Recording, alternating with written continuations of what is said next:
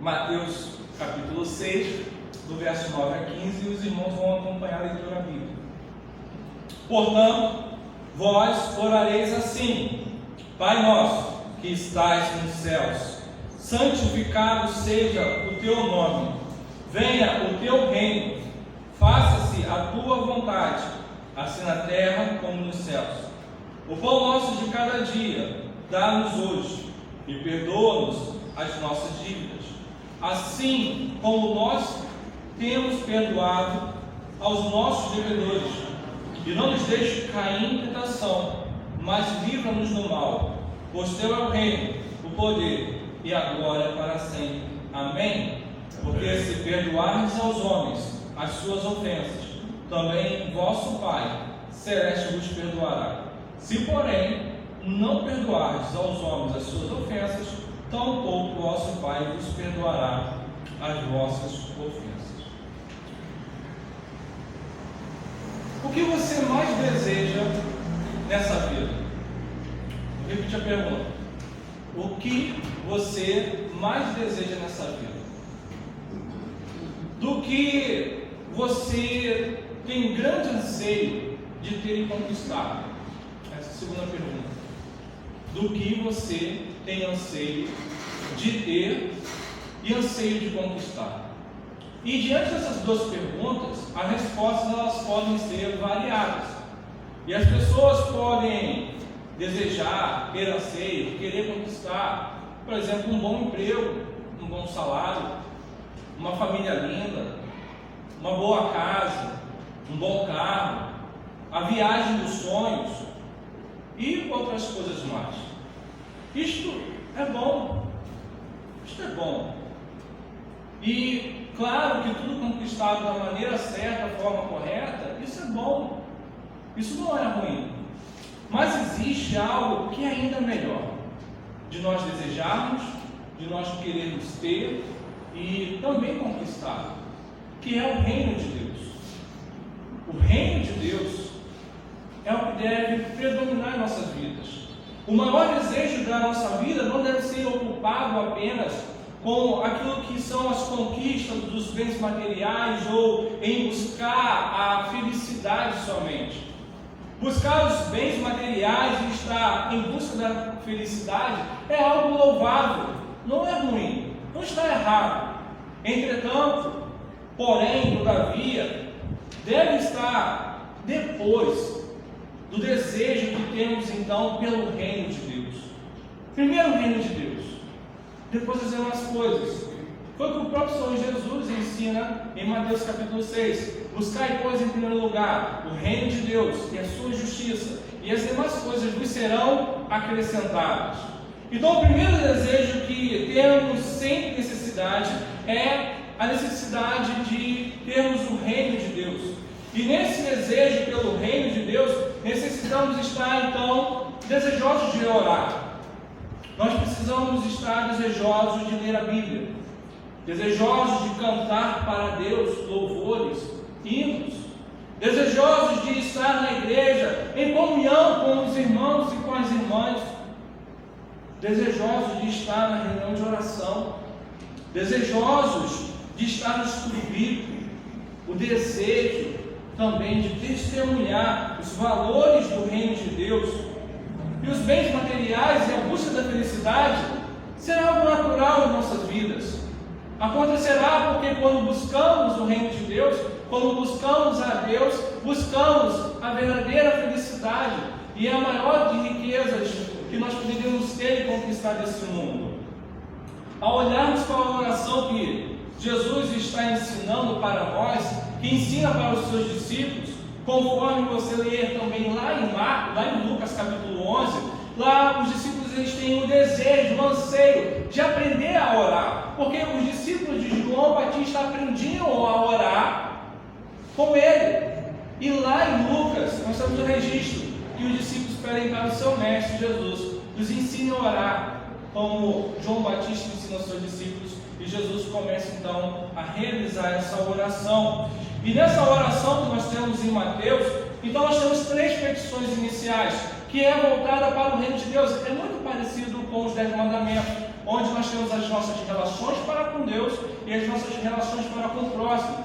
E nessa oração também que Jesus ensina, nós temos a nossa relação para com Deus e a relação para com o próximo, ou também os nossos desejos, ou as nossas necessidades. E essas três petições primeiras estão voltadas então para Deus, que Ele diz: santificado seja o teu nome, venha o teu reino e faça-se a tua vontade. Então, intimamente ligados a Deus, que é um Deus santo, onde nos apresenta o seu reino e que a sua vontade, ela sempre será a sua vontade soberana. E tudo isso para quê? Para demonstrar, revelar a glória de Deus. Quando iniciamos a oração que o Senhor nos ensinou sobre uma relação de intimidade entre um pai e um filho, assim como Jesus Cristo então é manifestado como Filho de Deus, assim também nós somos filhos de Deus, porque nós fomos adotados por meio do seu Filho Jesus, para que sejamos também filhos de Deus. Nós somos filhos de Deus somente por causa de Cristo Jesus. Deus é o nosso Pai. E como Pai, Deus também tem as suas exigências. E uma dessas exigências é que os seus filhos sejam santos. Por isso Jesus diz: santificado seja o teu nome. E oramos então, e diante desse Deus que é santo, Ele também deixa para que nós, muito claro, como os seus filhos devem ser santos. E dentro dessa busca pelo reino de Deus, então nós buscamos estar santo diante da presença dEle. E quando estamos nessa busca de santidade, então buscamos também o reino de Deus, a vontade de Deus sobre nós. O pastor João Calvino, nas suas Institutas, ele diz assim para nós: Deus reina onde os homens, tanto pela negociação de si mesmos, quanto pelo desprezo do mundo e da vida terrena, se submetem à justiça a fim de aspirarem à vida celestial. Venha o teu reino. É o que Jesus disse aos seus apóstolos, às pessoas que estavam ouvindo o seu sermão. E o pedido aqui do reino de Deus venha, geralmente é interpretado como uma referência a uma crença, algo aquilo que podemos acreditar, que era muito comum na época de Jesus, dentro ali daquilo que nós chamamos de judaísmo. E dentro do judaísmo, então, você tinha a figura do reino de Deus também, em conjunto com a figura do Messias pelo qual o povo judeu esperava voltar. Mas Jesus não era uma referência do Messias que o povo de Israel aguardava, porque na mentalidade do povo judeu, eles esperavam o Messias que fosse o Messias como o rei Davi. Então eles esperavam que Jesus fosse um rei que lutasse as batalhas, que tirassem eles do exílio, e eles agora fossem definitivamente livres por conta desse Messias. Mas o reino de Deus que é apresentado, ele é totalmente diferente dessa visão panorâmica em que os judeus acreditavam que seria o reino de Deus através do Messias. E tradicionalmente também a vida do reino de Deus é vista como um dom divino, recebido então na oração, e não uma conquista propriamente dita. Essa ideia é muitas das vezes contestada, por exemplo, por grupos que acreditam que o reino virá pelas mãos dos fiéis, pelas mãos das pessoas que trabalham por um mundo melhor. Existe uma Bíblia, e é a Bíblia do Peregrino. A Bíblia do Peregrino, ela traduz também, quando nós olhamos para aqui, venha o teu reino, eles traduzem assim: venha o teu reinado. Venha o teu reinado. E aqui então podemos observar que o reinado de Deus é o exercício do seu poder, é o exercício da sua força. Tal pedido da vinda é o pedido de sua realização na história final. Tanto é que quando nós lemos um dos salmos, o Salmo 98, o verso 8 e 9, o salmista vai dizer e declarar: os rios batam palmas, e juntos cantem de júbilo os montes, na presença do Senhor, porque Ele vem julgar a terra, julgará o mundo com justiças, e os povos com equidade. E corresponde então esse salmo ao anúncio primordial da Boa Nova. Boa Nova essa também que é predita por João Batista e pelo próprio Senhor Jesus, um período no qual Deus regerá a história dos homens no estágio final, no dia da sua gloriosa volta. Devemos orar e clamar a Deus pela vinda do seu reino, como acabamos de cantar, Maranata. O que significa Maranata? Venha, Senhor Jesus. Volte, Jesus. A sua igreja canta, volte. Apesar de muitos cristãos e muitas igrejas viverem como se Jesus Cristo nunca mais voltasse, vivendo apenas nesse mundo, vivendo com a sua fé apenas na esperança das coisas que tem e pode conquistar, a palavra de Deus nos demonstra algo totalmente diferente. É a ansiedade de estarmos na eternidade com o Senhor. E isso é um processo que foi anunciado primeiramente por Jesus Cristo, anunciado por Ele, e também deve ser anunciado por nós e através de nós, nossas vidas. Mas uma outra tradução que nós podemos ter também, além da do peregrino que nós vemos, é uma tradução literal do texto, quando a gente pega do grego para o hebraico, do grego para o português, que é quando nós dizemos assim, e traduzido fica, que o teu reinado venha. Quando realizamos então essa oração, o reinado inaugurado por Jesus se manifesta e seja definitivamente reconhecido então por toda a terra. Por isso que quando você lê Mateus capítulo 3, verso 12, a mensagem que é produzida pelos agentes desse reino dos céus, que foi inaugurado por João Batista, que foi predita por João Batista e também por Jesus, é que arrependei-vos, porque está próximo o reino de Deus. O anúncio da igreja não é um anúncio de prosperidade financeira, não é um anúncio de que você vai ser feliz, que você vai ganhar isso ou aquilo outro, conquistar isso ou aquilo outro. Mas é um anúncio de que o reino de Deus se faz presente em nossas vidas. João Batista já havia se referido a esse reinado como o reinado dos céus, em conformidade com a tradição judaica, que evitava então pronunciar o próprio nome de Deus, pelo qual eles não pronunciam até o dia de hoje, pelo qual eles chamam a Deus de Adonai.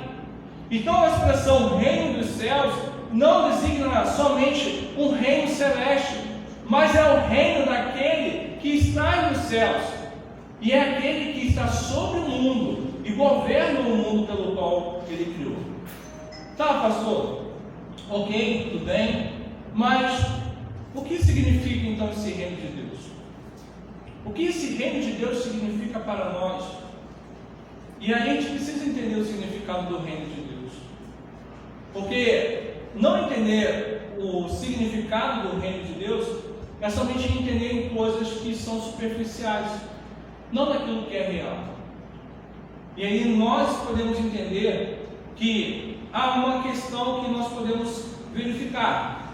E segundo as contribuições de dois teólogos, que é de Richardson e Taylor, quando eles dizem que a expressão reino de Deus aparece nas versões sagradas da Sagrada Escritura, não é boa a tradução. E aí é preciso recorrer ao texto grego para que se perceba melhor essa observação feita por esses estudiosos sobre o assunto. E aí você tem um texto que é Ribasileia Touteu, que é o equivalente, por exemplo, quando a gente lê no aramaico, que é Malakut, que significa domínio, soberania, reinado. Mas que reinado, que reino? É o reino de Deus. Não é, portanto, um lugar aonde Deus governa os céus.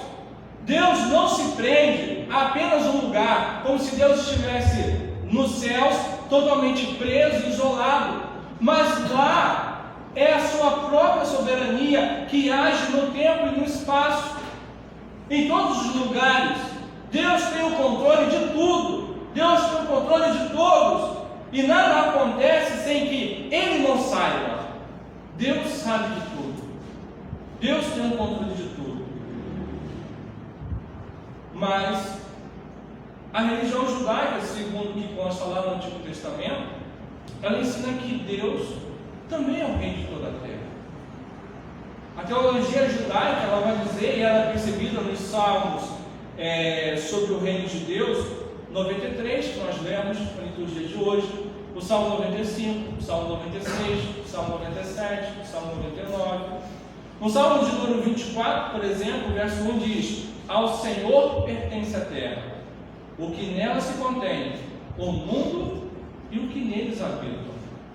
Quando entendemos a definição reino de Deus, então estamos solidificados sobre aquilo que podemos entender e que é a certeza, pela via da fé, que Deus está no controle de tudo. Que Deus está no controle de tudo, entendemos então que nós não estamos desamparados, nós não estamos sozinhos, nós não estamos largados à nossa própria sorte. Deus está no controle de tudo e todos. Assim, os cristãos não pensam como a visão deísta, por exemplo, que por essa filosofia do deísmo, eles acreditam que Deus criou, ou um ser maior e poderoso criou o mundo e que caminha depois o mundo com as suas próprias regras e leis naturais, como se não houvesse mais um Deus que controlasse tudo, como se não houvesse mais um Deus que governa todas as coisas. Mas nós sabemos que Deus está no governo de todas as coisas, que tudo acontece pela sua soberana vontade, sejam coisas boas, sejam coisas ruins, tudo acontece de acordo com a vontade dele. Mas quando entendemos que esse reino de Deus, então, quando Jesus nasce, ele foi inaugurado por ele.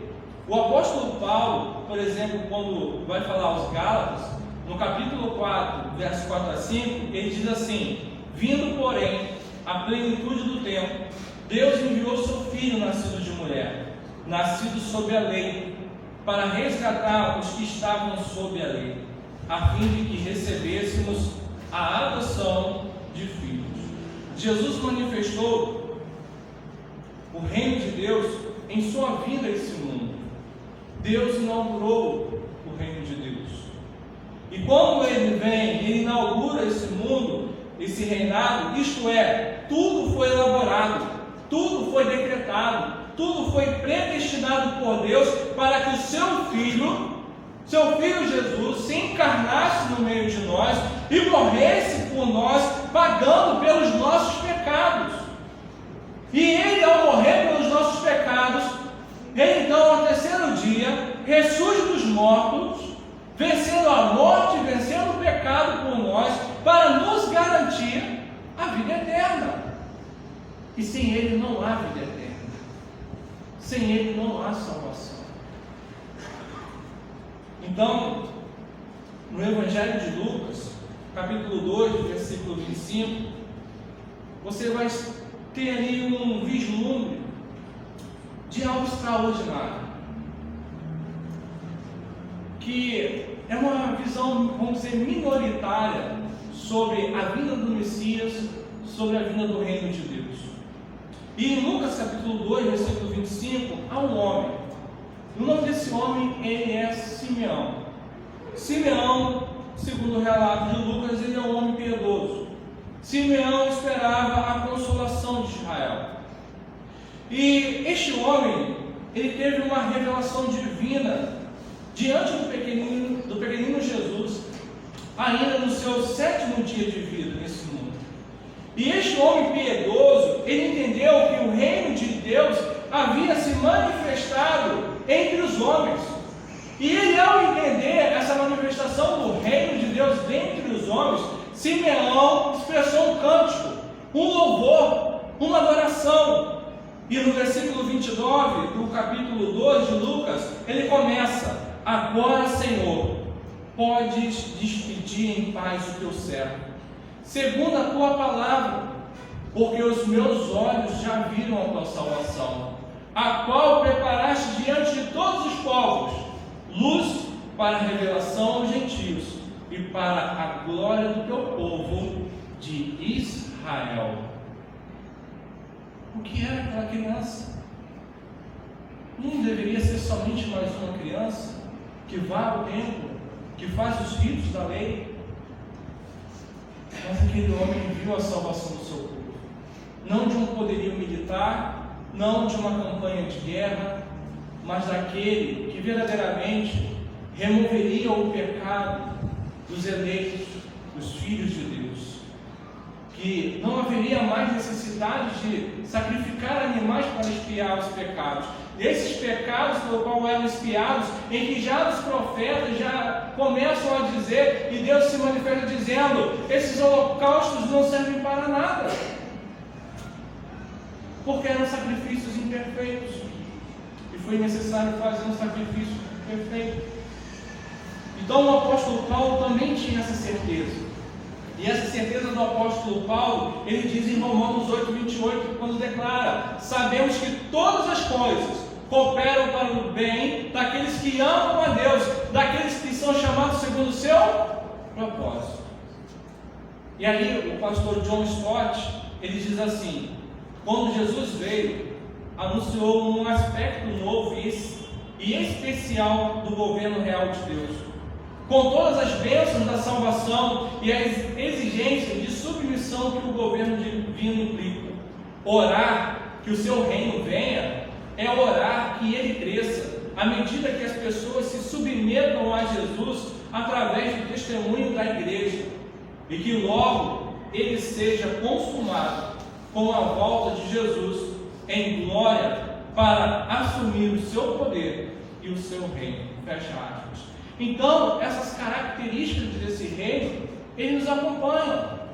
Quando Jesus inaugura o reino de Deus, nós já podemos pensar que esse reino está presente no meio de nós, mas esse reino também ainda está por vir. Existe até uma palavrinha difícil que nós usamos que se chama parousia, é o já e o ainda não.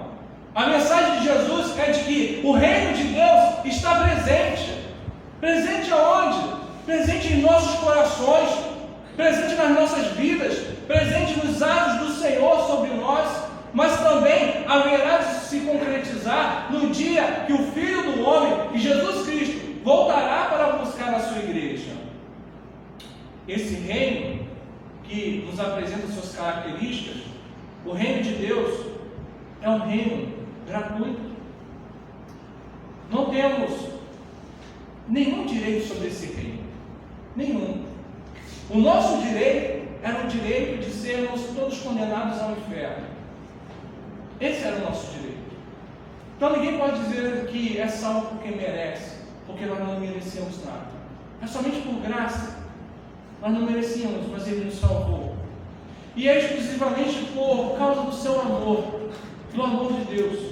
Isso não quer dizer que os homens e as mulheres sejam passivos dentro desse reino. Apenas aqueles que estão assistindo tudo que Deus faz, mas passa-se a ter uma responsabilidade. Nós passamos a ter um compromisso com gratidão pelo dom concedido ou permitido a nós. Este dom, ele não é pago. Você não tem que pagar por uma cura, você não tem que pagar por uma oração, você não tem que pagar por uma pregação, você não tem que pagar por nada dentro da casa de Deus, porque é gratuito. Somente aqueles que gostam de tirar proveito da boa fé é que fazem isso. Outro aspecto que nós temos também desse Deus, desse reino, é as dimensões religiosas e políticas. Não se pode pregar que a mensagem de Jesus sobre o reino foi restringida estritamente a uma conjuntura religiosa, a um sistema religioso, e nada tinha a ver com as estruturas sociopolíticas do seu tempo. Dentro do reino de Deus não existem partidos políticos A, B ou C, esquerda, direita, centro, seja lá o que for. Nós não somos guiados por vistas humanas, por filosofias humanas, por filosofias políticas. Nós somos guiados pela palavra de Deus. E muitas das vezes filosofias, até mesmo religiosas, levam muitos para a perdição.